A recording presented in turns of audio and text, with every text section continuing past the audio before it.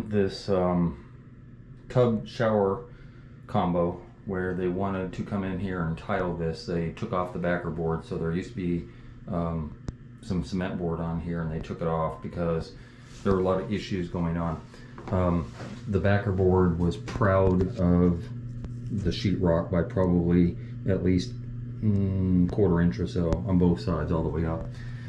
So that kind of threw me when I first saw it, because you know they have to be flush. And when I go through some of the mistakes that were made, I'm not criticizing the homeowners. These were homeowners that did this because they wanted to build their own shower area. And I'm all about that. I encourage people building their own shower, or as it were, doing their tile work or whatever. I really encourage it. But sometimes they get caught in conundrums, things that they weren't aware of, things that cannot be remediated by me. I can't set tile on something that was prepped poorly. And I couldn't tile over this. There's no way I can make that happen. So that kind of threw me. A couple of other things that happen as I get into this, you know, their niche was very short. It's probably 10 inches by the time backer and tile goes in there. And I always make mine 12 because of the tallest shampoo bottle at Costco is about roughly 10, 11 inches or whatever. So I always make mine at least 12 so you can do the pump thing. So I'm going to take care of that as well. What else? They set their own tub. Yay. I don't know how a homeowner made that happen, but YouTube University is real, and they made it happen for themselves. I don't know if they put their own valve in or not. I would think not, because to do PEX you need special tools. But that being what it is, the tub was set in, and I asked them if they flood tested it, if they checked it, you know, like to see if it's watertight, and they said no. I'm like, wow.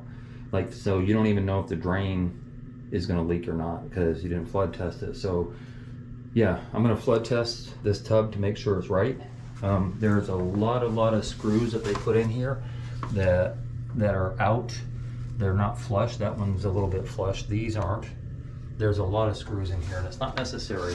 You know, this tub isn't going anywhere. I don't know if they put a bit of mortar down here or not. I don't think they did, because they have a bag of mortar that they never used. So I think they bottomed out with this tub. That being said, that would be one way to anchor it, but also to get level, right? And didn't even check if we're level. We are level. But also, and more to the point, you know, a screw here and there, a screw, maybe 3 of them going across. They don't need that many. And then maybe 1 or 2 at the back, because it's not going to go anywhere. Everything's going to go on top of it, and that's going to be the anchoring. It's already anchored by the drain. There's an overkill of anchoring that sometimes happens. What else?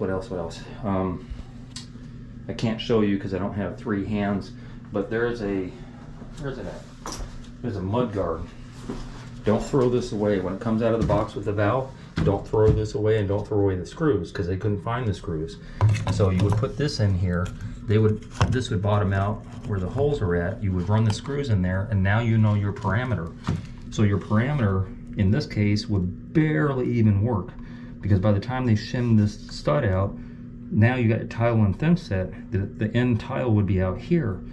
The mud guard specifically, yes, protects the valve, but also gives you the inside and outside parameter of your tile. And this wouldn't have worked because it's too far back.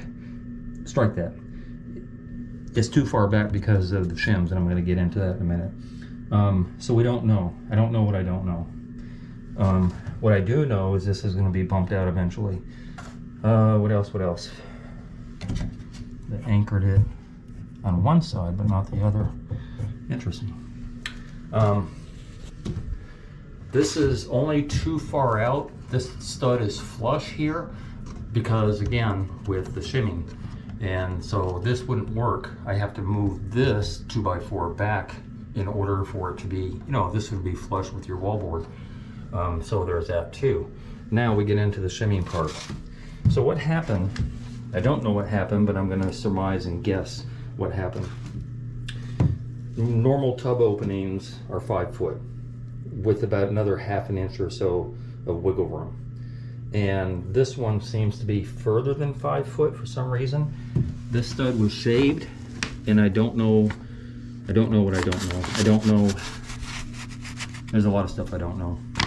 But notched out and shaved and all that stuff. And so the homeowner came in with these sister studs, which I'm not sure why, except to take up the difference. Remember I said how the backer board, you know, like should go contiguous, right? The backer board on here should go contiguous. But what they did is a mistake of what I see a lot of people on YouTube doing, specifically one person in particular, but I won't mention names, is they want to shim out everything so that their wallboard sets on the edge of the tub, and that's incorrect.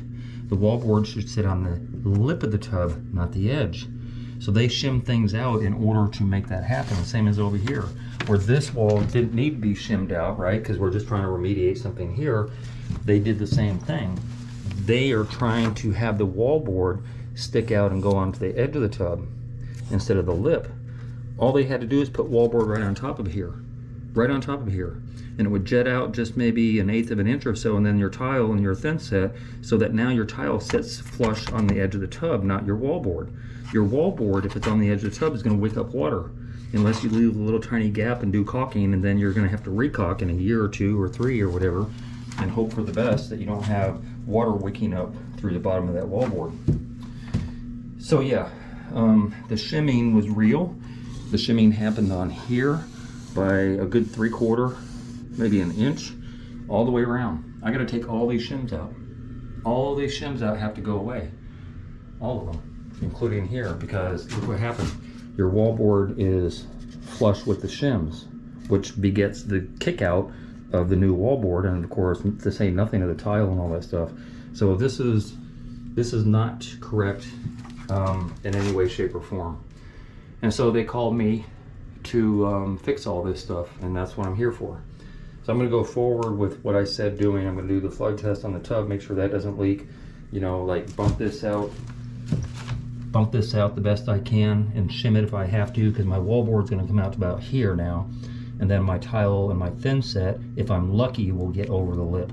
So I might have to still put some shimming here, but I have to align it with the current wallboard. And yeah, there's some work to be done. And I'm going to go forward with taking out everything that they put in and kind of start from scratch and do it, you know, like the way that I do it, and including extending the niche and all that stuff. Again, I don't want to try and critique somebody and you know, like make them feel bad or whatever, unless it's a contractor who didn't know what they were doing and took on the job without knowing what they're doing. What I want to do is make people aware of some of these mistakes, so that if a homeowner, DIYer, watches my videos and contemplating doing something like this, that they don't make those same mistakes. That's the purpose and why I started my channel 13 years ago, to make sure you know what you know when you don't know what you don't know. Look at that. Yeah, I gotta take all that stuff out. I have neared the end of my day. I did all my cleanup, all my sawdust and all that stuff. You guys didn't see that, but there was stuff everywhere. I've been here now for 6 hours? 6 hours. 5.5 hours. 5.5 hours of remediation, right? A lot of tile guys get freaked out. It's like, I didn't get enough done today, and that's how I feel. But there was so much going on here. Let me show you part of that, which I hadn't noticed before. See that OSB? So these tubs are finite at 5 foot, but apparently they couldn't read blueprints because this wall bumps out that 3/4 of an inch or better. So what they did is they shimmed up this wall with OSB and then put the sheetrock over that. Because I kind of thought when I first saw it, maybe that was his shimming, but it's not. Isn't that some whack stuff? So yeah, they can't read blueprints to know what 5 feet is. That being said, everything came out. All the shims, all the wood, all the scabbing, all the... everything came out.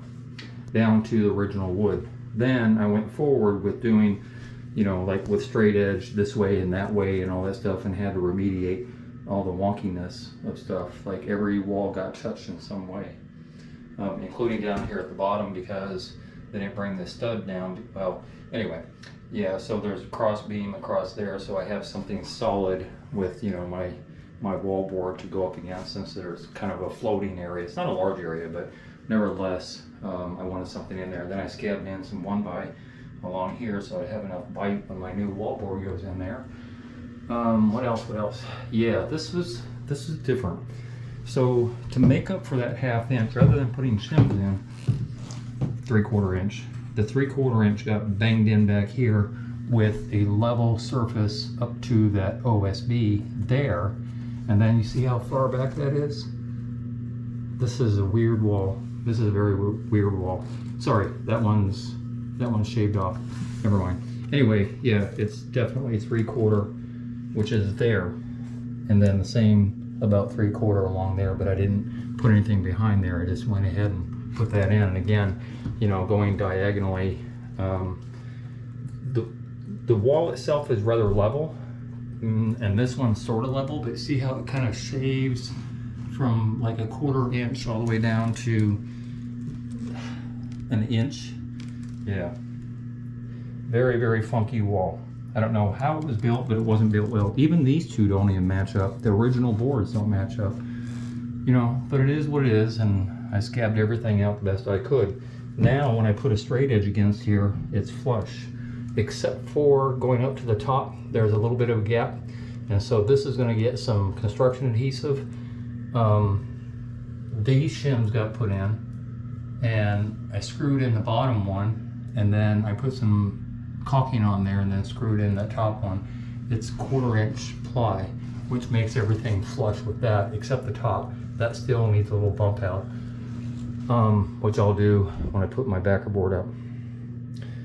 It was daunting. There are all different ways that I could have made this happen, and even the easiest way that I came up with was not easy.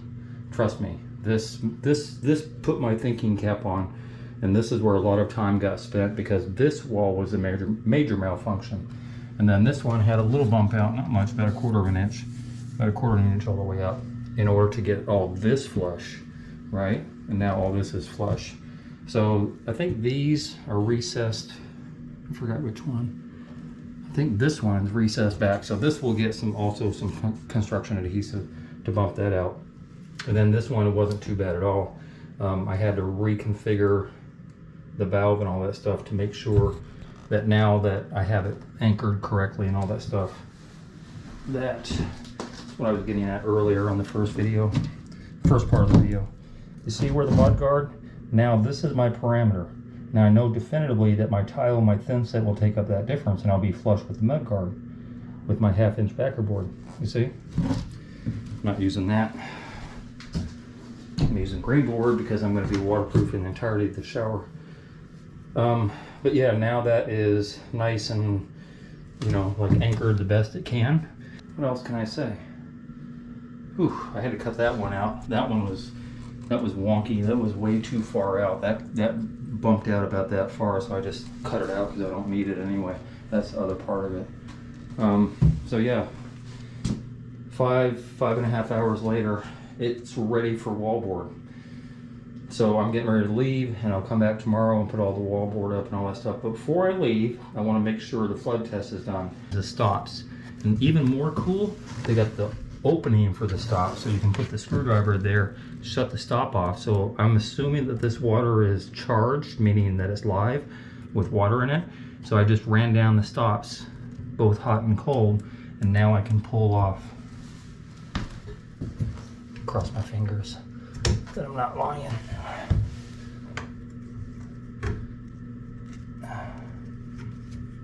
Because that would suck if water just started coming out and there was a leak on the tub. But I'm going to need 2 hands. Anyway, so I'm going to do, a flood test. And so I'll be able to turn the cold side on or the hot side by virtue of this stop alone, and put the stopper in here and then fill up the tub. And I'll probably wait around for about 5 minutes to see if I hear any dripping downstairs. But I'll leave that water in there overnight, put a little pencil mark. Although it's kind of irrelevant, because if there is a leak, they're gonna proactively know that, and then they can just pop the stopper and let the water out. So yeah, so that's the end of my day. I'm gonna fill this tub up and get out of here.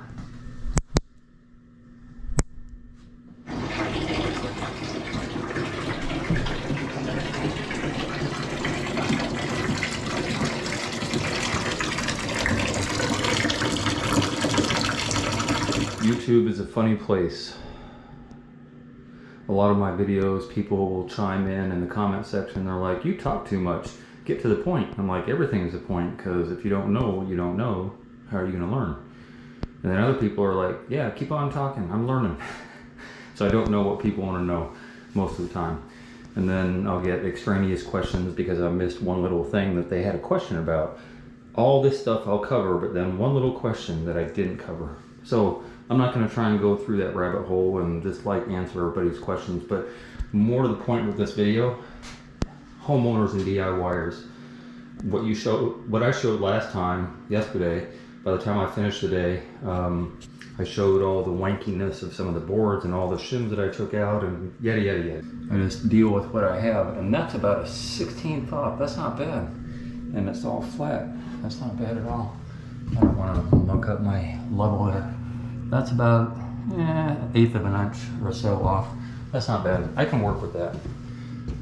What was here before, I definitely couldn't work with. That's about 1/8 of an inch off also. So I can definitely work with that. I will talk about a couple things because people always freak out about me using green board, and I've been doing it since basically day one. I do use Hardybacker for a particular reason, and I use Durarock for a particular reason. I don't have problems with walls. There's never one video where, oh, my walls are falling apart because they use sheetrock. It happens on tubs because they set the wallboard on the edge, and then the wallboard gets wet, and then you can push your hand through it with the smaller 4x4 tile that we used to have. But since we're raising it, or I raise it anyway, there's no penetration of water to get in the bottom of the board. Then on top of that, I'm waterproofing everything. Today, oh, by the way, from yesterday I did the flood test. There was no water coming out from the seal. We waited about 5 minutes, not hearing no dripping or anything. Yay, put a mark on it. Mark was still there, water was still there, and then we popped the plug today to make sure that the P-trap, since I didn't do it, was intact. So I didn't want to put the wallboard up prior to testing the tub, because that's a bit of an anomaly. Before I ever do wallboard, I'm always going to make sure that my plumbing is on point. And that's it.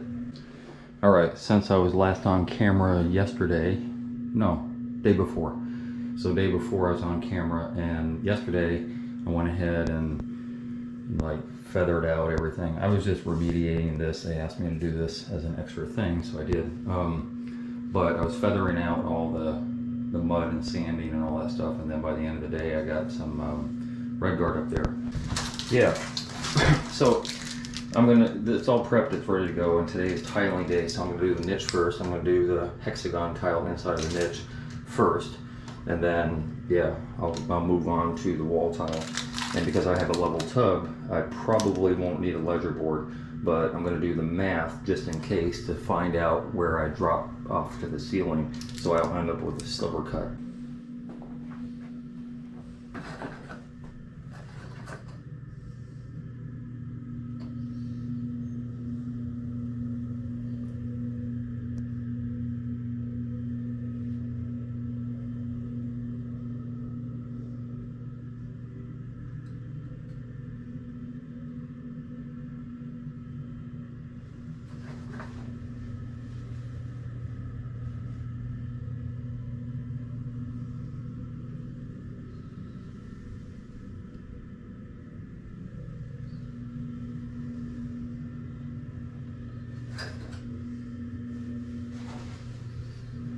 All right, 5 days later, this is basically done. I have some grouting to do that's going to take a little while, and I think they want me to put on all the pretty stuff, which I will do.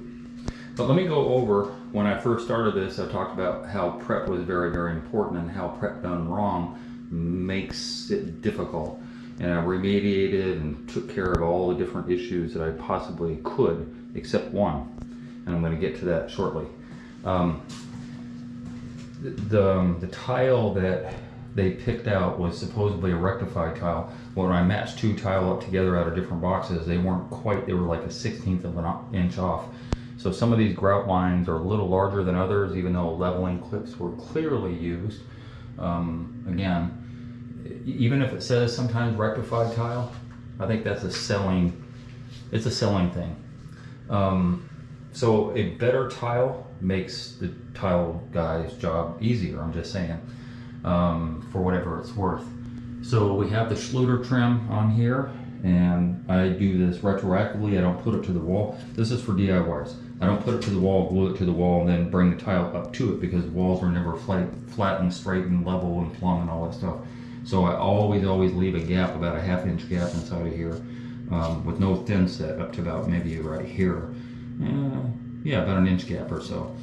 That's empty as I set the tile. There's nothing there. Then retroactively I push thin set back there and then just slide my trim in, and it works out better because, as you can see, there's going to be a gap, sometimes bigger, sometimes smaller. Like this is flush against the wall where this isn't. So that just helps out a lot. I've just done it that way from the start because I don't trust walls to be all that, which I mentioned. Trim got done, also Schluter, all the way up to the edge here, which is nothing, can't feel anything, which is perfect. I like it. What else? A couple of things that I can mention. The valve was not set right. I had to reset the valve in order for this mud guard to be flush with the tile at the end, which it is. Blah, blah, blah, blah. Oh yeah. Okay, so I'm gonna get to the tub thing now. They set their tub. I tested it, but I did not set it. So what I ran into was that this is perfectly level, okay? No problem here. This is somewhat level. It's like 1/8 of an inch off, which is not a big deal, because now we're kind of like bottoming out almost. There's about 1/8 of an inch here, and then it goes to about 1/4 inch, so that's not too bad. This side was way off. This side was off by about 1/2 an inch, and that 1/2 an inch could not be made up because they made the mistake of setting their floor first. There was no way to bring up the tub. I was going to get a flat crowbar and kind of, yeah, shim it so that it would be level, but I couldn't do that because they set their floor first, which was a mistake. So there's backer board under here and this tile, which is actually a fake tile, but I would have either ruined the bottom of here or I would have ruined the floor. Either which way, I couldn't resolve that. So I knew that I would have a gap here. So I did a sliver cut, which nobody likes to do, that went up to that 1/2 an inch, which is what the tub is off level, down to nothing.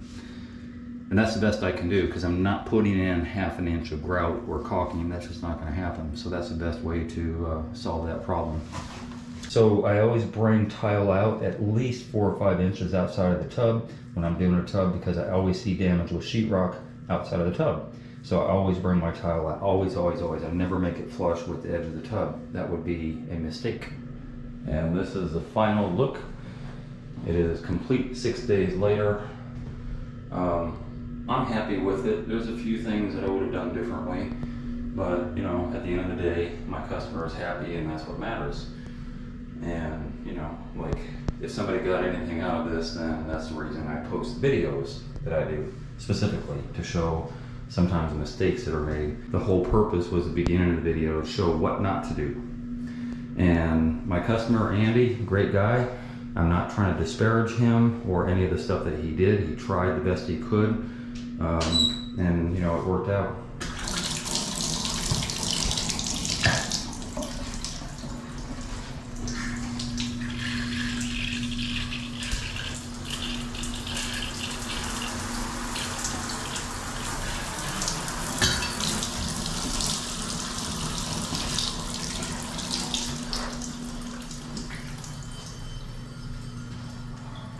Hey, if you enjoyed that video and you learned something, consider being a Patreon member. $5, $10, $15 a month would help me greatly produce more videos. I make nothing from YouTube at all. If you're gonna call me for advice, please donate $50 for 30 minutes. My link to my PayPal and my Patreon account is down below. And if you haven't already, hit the subscribe button and hit the bell so you get immediate notifications as soon as I post videos. And thank you very much for your support.